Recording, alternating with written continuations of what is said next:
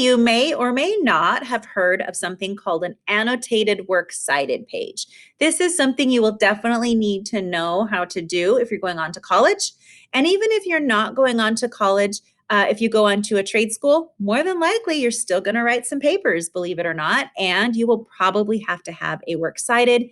Annotated works cited might be a thing.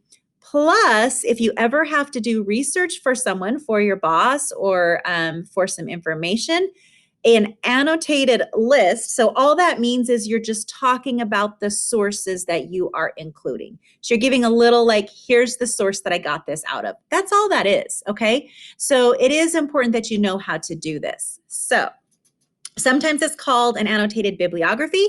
Just depends on what you're using. So what it is, it's a list of sources that you used in your paper or your research, whatever that happens to be, and a short summary.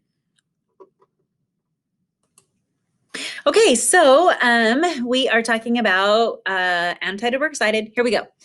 Okay, so this is an overview of what it means, okay? So what you're going to be doing is you will have one entry for each source. You should have at least 3 sources. That's what you're asked to do.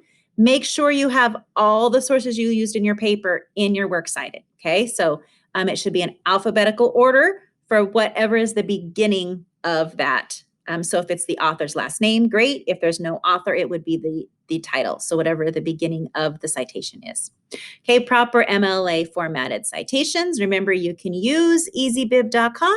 You can use the EasyBib generator in Google Docs. Okay, one brief paragraph. We're looking for 75 to 150 words. Every time you do this with a different teacher, they're going to ask for different things. That's what we're asking for.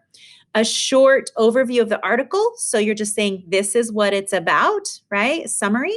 You're going to mention the author, the source, what makes each credible, right? And then you're going to say the strength and limitations of the source. So what's good, what's not so good about each one, okay? So here is what it should look like, okay?